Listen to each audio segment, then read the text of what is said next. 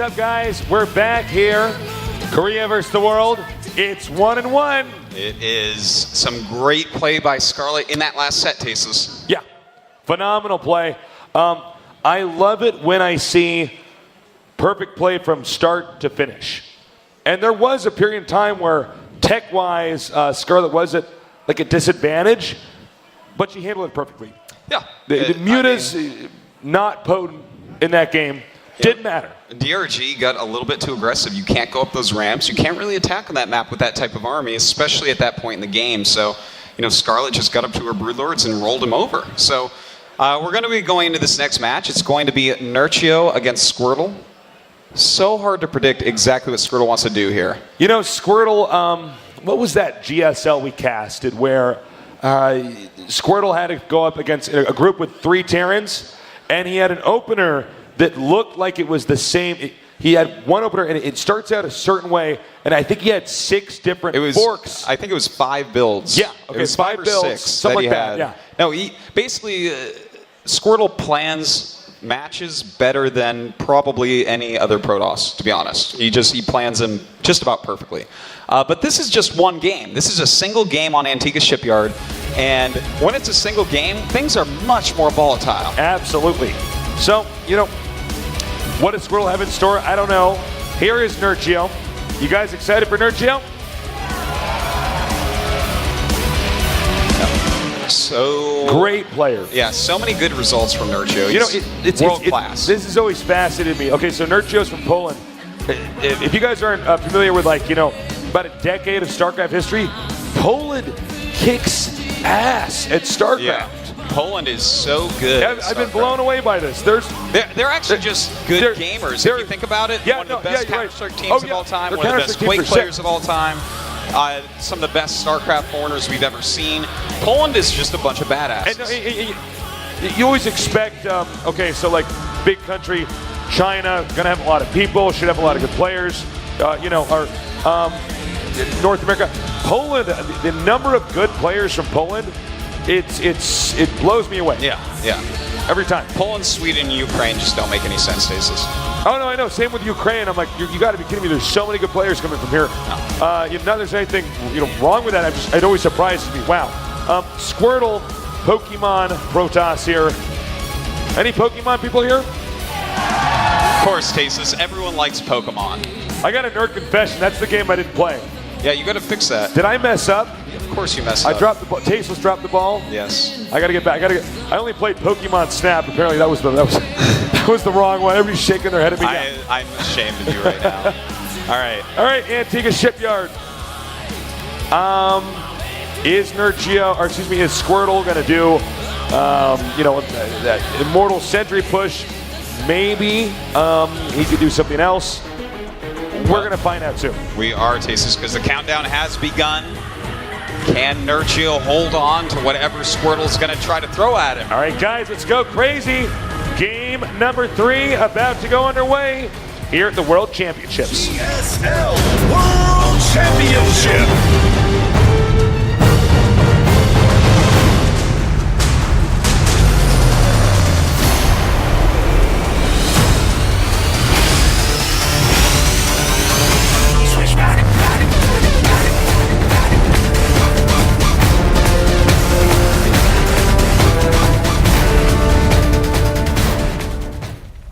Our players over here in the center right starting location. We got our Zerg player. His ideas. Acer Nerchio.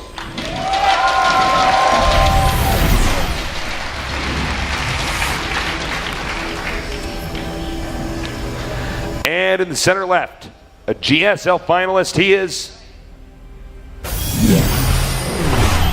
SquirtleP.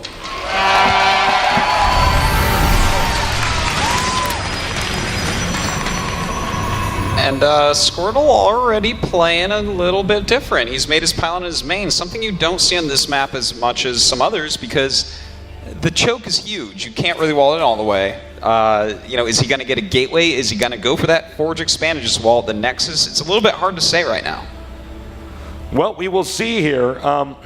It's pretty cool when you look at it. Started out if you guys played the beta, probably some of you did. There was a period where everybody was just 4-gating. Yeah, it was pretty good. That was pretty strong, huh? But then eventually, oh, no kidding. Okay, he's going to go for the gateway here. But then it switched into what StarCraft 1 was like, where you had a pylon on the low ground, and you made like a little wall in. And I remember in StarCraft 1, I don't know, because you were playing a lot of Terran, not as much Protoss and Zerg, but when people started doing this thing where they made the pylon on the low ground and made a nexus, everybody thought this was cheese. Yeah. Like, everybody's like, you can't actually do that. That's not supposed to work. Yeah, I yelled at White Raw several times for that. Yeah. I remember, like, eventually somebody's like, no, if you put the buildings in like, just the right spot, and you make just the right number of cannons, you can get away with this. And now it's so funny because that's actually the textbook way people play now. But it took like 5 years for people to figure this out. And now it's not as, oh my God, okay, he's actually not going to go for an expand. No. All right, anyway, I was going to go on this little story about how now there's different variations of how to fast expand, but Squirtle is one basing. Yeah, he might go for an expand off this. We definitely can. We'll see if he actually gets another gas or not. That's going to tell us a lot. And I mean, I'm guessing right now he is going to go for an expansion off of this. And it is fine. You can do builds like this. In fact, his teammate here today, Seed, is a player who mixes this in a lot against Zerg, actually. And you're right, he will go expand off this. Okay, so anyways, to what I was saying earlier, there's a whole bunch of different ways to get the fast expand up, but this was never how Protoss was played back in StarCraft 1 or early StarCraft 2. And eventually people just kind of solved this and said, well, if you just know exactly where to put each building and exactly how many probes to make, you can get away with this. Yeah. And we see that Nerchio knows exactly what to do anyways against this. He's gotten his quick gas. Basically, when you see a gateway expansion like this, you just have to go for quick speed, just in case, because they can come out with like a 4 or a 5 gate rush after this Nexus so quickly that without speed, you will just die. And so, from here, what do you think? We're going to see Stargate or Robo? I would be so surprised if we saw Stargate. I feel like, Robo could be a pretty good choice. Only really I've seen Seed go for a Stargate after a build like this, but he could definitely go into like a Twilight build as well. 2 more gates here, and this is what I was talking about, the perfect positioning to make this airtight. And, Nerchio actually hasn't scouted the expansion yet. So that's why he's making that spine crawler in his natural. And that's too bad. That's a waste. Yeah, it's definitely a waste. And, I'll do a quick pause. All right. I was going to make sure that their settings are all correct.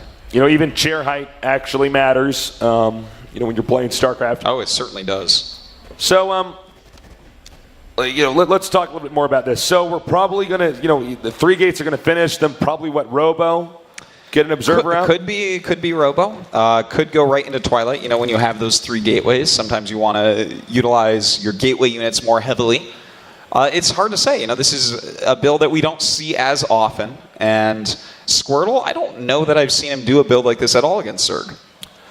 Squirtle, he's pretty cutting edge when it comes to his openers. Mm-hmm. So we might see something new here. It's too bad we have to have a pause here because sometimes that does mess with the player's tempo a little bit. It definitely can. When you're playing StarCraft, I feel like a lot of novices just watch the clock. Yeah. But actually, if you play enough, you get to this point in time where you just feel. Yeah, it's more of like a feeling, and you kind of map it out. So when you have like a hiccup like that, it could be frustrating. But of course, these guys have to have the perfect settings. You can't just sit down on a computer and boom, there you go. And it looks like we've unpaused, so. Yep, and we are back ready. In the game.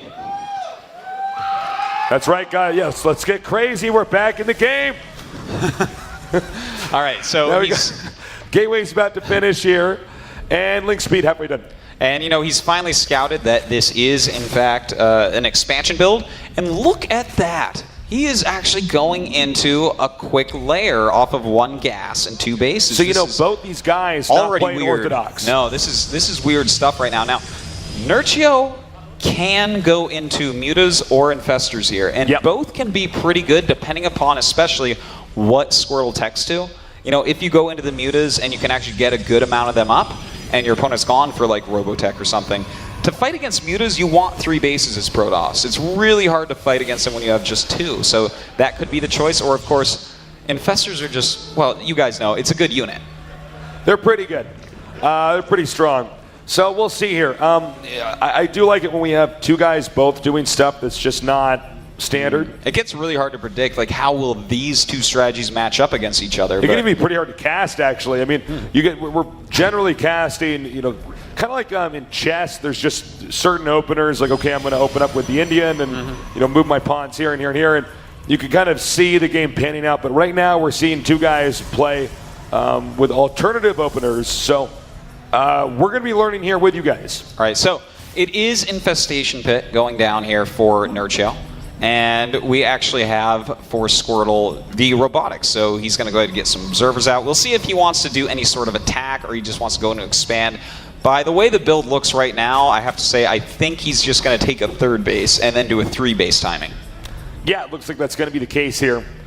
And this is one of these games where it's fairly tacit, but nobody really wants to engage each other. Like these lings here, that's just him poking in and seeing, okay, what's over here? All right, I can confirm, whatever suspicions I might have had before, and the game goes on. Well, we still don't know for sure what Squirrel's going for, adding a bunch of gates at his front. A lot of lings coming out for NerchioZ, realizing that he probably needs some extra units out on the map just in case. What? He just threw down Colossus Tech. Oh. Wasn't expecting that one, Tasteless, I have to admit. Well, because of hold that thought. We got lings hitting some probes here. Yeah, the probe's trying to block him from getting in the main base. That would be very annoying. There you go, some nice force shields. But some lings got some probes going down here. 8 killed already. That was pretty effective overall. That did a lot more damage than I expected. Yeah. He probably should have gone up the ramp and force fielded it from there, just to keep him safe. All right, so right now, I mean, we do have 5 Infestors that are going to pop out. Is Squirtle, I mean, he's not going to do a 2-base Colossus timing attack. Those basically don't exist anymore. All right, he is going for that 3rd. And, of course, Colossus Tech is going to be very nice against someone who's going for upgraded lings as well as Infestors. Okay, so a little bit of a delay there, but he will get the Nexus up. And as you can see, the observer's finally gotten over there. That's one of the weird things about this matchup for Protoss is if the Zerg does it right, Protoss doesn't really get to see what's actually going on until that observer gets there. There's really no easy route to scout. Yeah, and you do have to react against what Zerg's doing, sure. Especially the hive timing. That's the biggest thing, and Spires can be tricky too.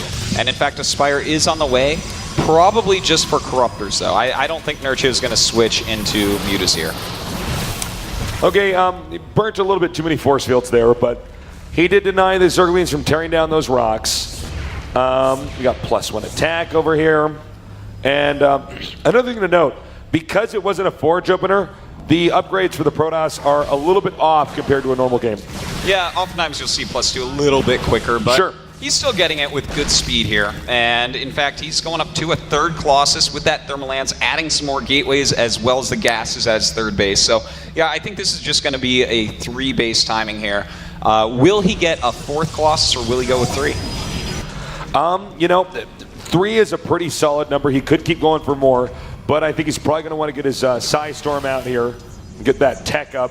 Blink is now on the way. And are we going to have an engagement? Okay, no. Denied. It would be a kind of weird time, I feel, for NerchioZ to actually attack in. He's going up to his hive, he's getting his Corruptors out, and he definitely doesn't want a real full-fledged battle without those Corruptors to take down the Colossi. Okay, so more Colossi coming up here. And let's talk about that. Now we're getting into late game, so this is where the map becomes kind of complicated. Okay, so if you look at the mini-map, there's 2 little bases. That one we got right there, and then one a little bit below that. That's the only really accessible base for Zerg now, but it's also in the middle of the map, and there's a high ground. So if Protoss can occupy the high ground, Zerg's screwed. Yeah, I mean, if you can actually get up there and hold, it's very nice. Now, we just saw that Squirtle realizes that Hive Tech is on the way. He's thrown down his Stargate. He's definitely going to have to start moving out now. He is building a 4th Colossus, but I feel like he actually has to hit before then. Just warping Stalkers nonstop and get this attack going with 3 Colossus. Okay, so what Zerg wants to do is, if Protoss leaves, Zerg goes in counterattacks and to try to pull the Protoss back in there. Let's see if it actually happens. Yeah, I think NerchioZ definitely going to want to counterattack. Ling's in position. Yeah, that's why sometimes if you want to hit the 4th base, you actually want to go in like a Z shape across the map so that they can't really go around you. Well, right now, a lot of posturing going on. That Greater Spire is coming closer and closer to being finished. And, you know, as he actually gets up to that tech, losing the 4th base won't matter as much because he'll have that slight tech advantage. So Squirtle has to get out and get some damage on. Okay, so he's hitting it. Excuse me, and the Lings did not counterattack. I don't actually know what NerchioZ going to do, but... There we go. He's waiting to see the Colossus up there, it looks like. But no, turns around. Being very careful with what he has here. Of course, if you throw any units away right now, you could lose the game because of it. Kind of a bizarre move there for NerchioZ. I mean, he made a 4th base, Squirtle asserted himself, killed it, and NerchioZ backed up now. So from here, what do we want to watch for? Well, it looks like we're going to have to wait and see if NerchioZ gets a 4th base. If NerchioZ can't get a 4th base, he's in a lot of trouble. Yeah, and we have a lot of Broodlords morphing. Yeah, NerchioZ's on that 3rd base, but, you know, if he keeps all his units alive, he can still definitely fight against a 3-base Protoss with that composition. Wait, what? Yeah. He's getting carriers. Forget the mothership. Overrated. Carriers, haven't seen one of these in a long time. The flying paperweights of StarCraft 2. You know, there's a reason why carriers aren't used. They were used in StarCraft 1, but there's different units and stuff. Yeah. They're generally not considered cost-effective at all. Yeah, they're very strong. They have great range, but it's so expensive to keep those interceptors coming. And, yeah, there are a lot of supply, all that stuff. So, you know what? I'm actually, even though it's 3-base versus 3-base, and the tech of Squirtle is coming along nicely, I am kind of liking where NerchioZ's at. He's got those 8 investors. He's about to have 14 Broodlords. Here's what I think actually happened. I think he was going to go Mothership tech, killed the 4th, and because there's been so much taunts in this series, he's saying, all right, I'm going to make carriers now. Could be. Well, we will see. Squirtle is taking a 4th base right now. That's good because he has such map control. He's playing against such a slow composition that he definitely can take that 4th and have a good chance of actually getting up, holding it, and mining from it. There is only one Corruptor. So, the other thing about carriers, since this is the rare moment in my career I get to talk about carriers in StarCraft 2, they're only good when you get like a ton of them. It's not like there's no one carrier strategy where you're like there in micro and you got your one carrier floating over your army. Don't tell him see that. I won't tell him see that. But you know, if you get up to like let's say like 8, he's in trouble. Okay, Warp Prism harass. Yeah, some nice harassment going down. Of course, this slow army going to have a hard time. He is hitting that 4th base of Squirtle. Definitely something that he's going to want to take out. The Broodlord's moving back ever so slowly. It looks like the 4th will end up falling here.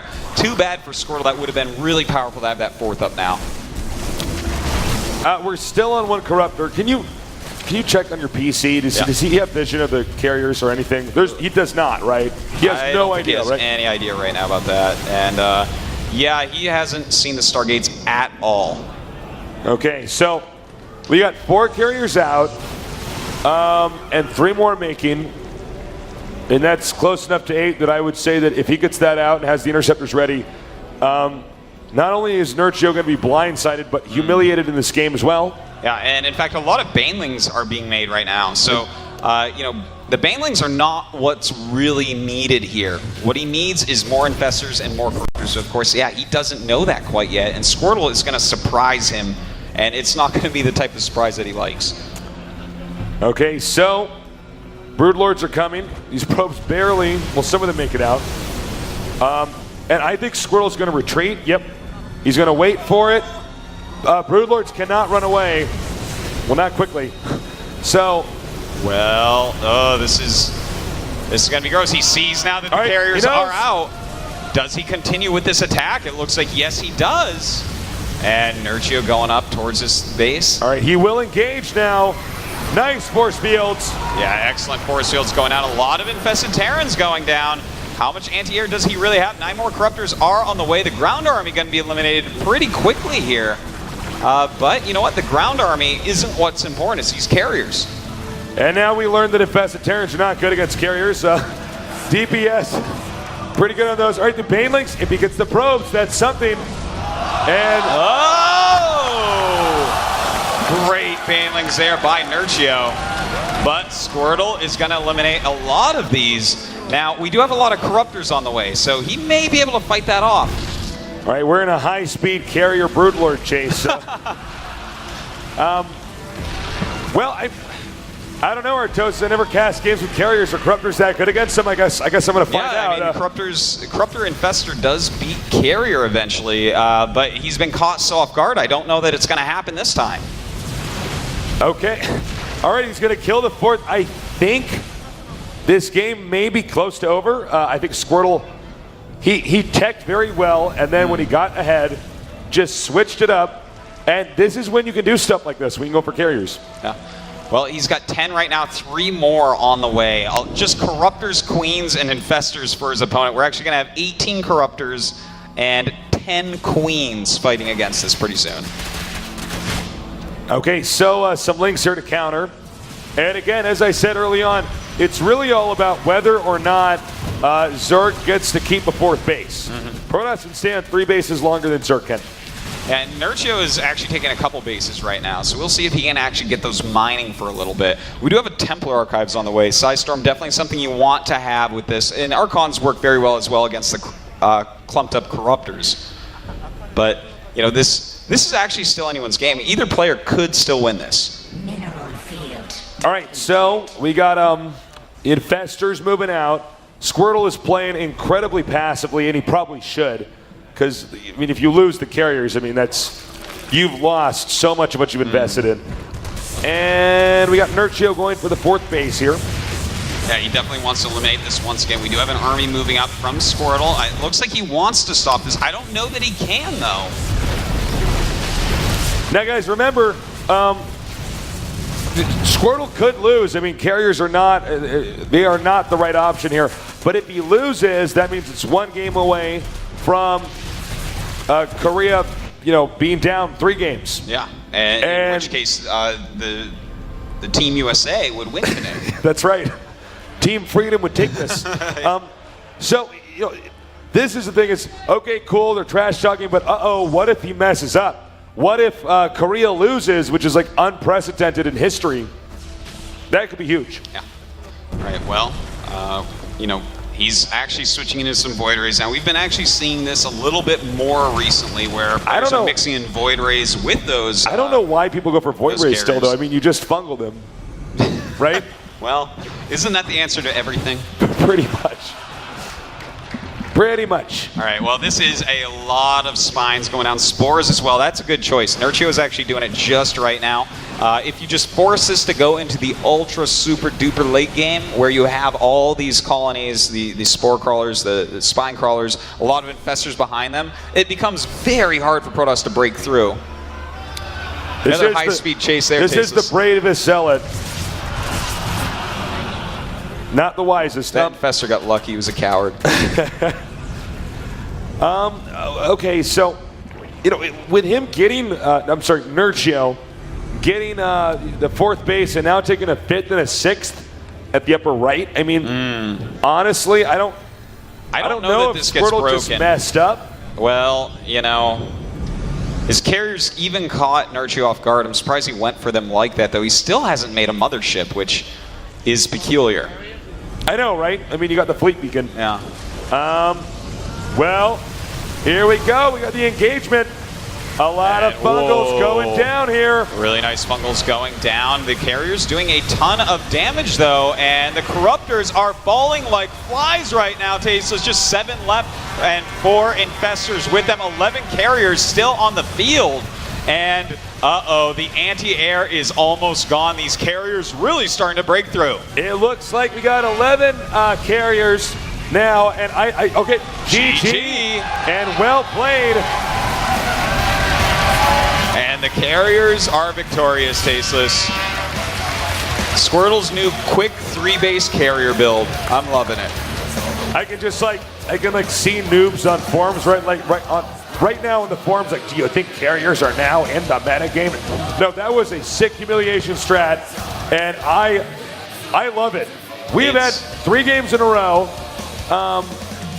where people are either making nexuses in the middle of the map, or hatcheries, or making carriers. I kind of like the carrier switch. It was neat. What's funny is if you don't catch it, you just don't have the right composition. No, that's very true. The reason why carriers are not technically good is that it's really easy to not let anybody ever get carriers. Well, I mean, and when they do, it is normally the Zerg just plays a super long game and ends up being able to stop it. But I kind of liked it on the 3 bases, getting it so quickly, because it was a situation where his ground army was not going to break the Broodlord Infestor army with Spine Colors. In that phase of the game, there is a lot of passivity. Yeah. Because, as we said before, it's like one guy's going to take the 4th base, the other guy's basically waiting. Which base do you take? And I think Nerchio was playing conservatively enough that he didn't. You don't need to scout them generally at that phase of the game, because they're going to get Templars out, and they're going down this very standard textbook route. You don't make that overseer at like 160 supply and check for carries. You don't do that because nobody does that. So it worked this time. Yeah, it worked out very well. Well, our next match is one that, Team Foreigners needs to win, okay? No kidding. It's going to be Nanawa against Life. Does anyone think Nanawa can do it? Nanawa, the player on this team that definitely has spent by far the most time in Korea training with Koreans, has the best GSL results. I really have a lot of respect for Nanawa. Well, Nanawa is a stone cold killer. He knows how to practice. Yeah. He knows who to practice with. When I was casting him last year, I was blown away by the builds he was using, the precision that was there when he executed it. Incredible. Yeah. You know what? He's playing against Life, and it's going to be on Entomb Valley. And Entomb Valley is actually, this is a map where, Life is, I think they said it before, that Life might be the scariest player on the Korean team right now. But this is a map where Nanawa might be able to pull that slight upset and take out Life. Nanawa is one of these guys who beats Koreans very consistently. Early on I was saying that, Nanawa support right there. That guy knows what's going on. Very creative sign. There go Nanawa. Not all the Koreans know all the non-Koreans, because Korea is somewhat insular with its esports scene. There's so much esports there that you can basically just focus on the Korean scene nonstop. But they all know about Nanawa. Yeah, they know Nanawa. They've seen his games. He's actually influenced the Korean metagame on his own. Okay, I mean, he's brought in new strategies. He was one of the first people doing the gateway expand. The one we just saw. Not with the carriers, but no, the one that we a gateway early expand, game stuff. I don't know what Nanawa's going to deliver here. The map's in Entomb Valley. What do you think? Well, in Entomb Valley, while you can do like a 2-base Immortal Sentry build, really you're probably going to want to go for 3-base. Yeah, probably. 4th base is normally where we see the tension. It's not like Antigua, where both players have the 4th base in like roughly the same location, but on this one, you can, the most likely 4th base, I should say, you can get on the high ground behind it and deny them from mining. So we'll see if it heats up there. But I'm stoked. You guys think Nanawa can do it?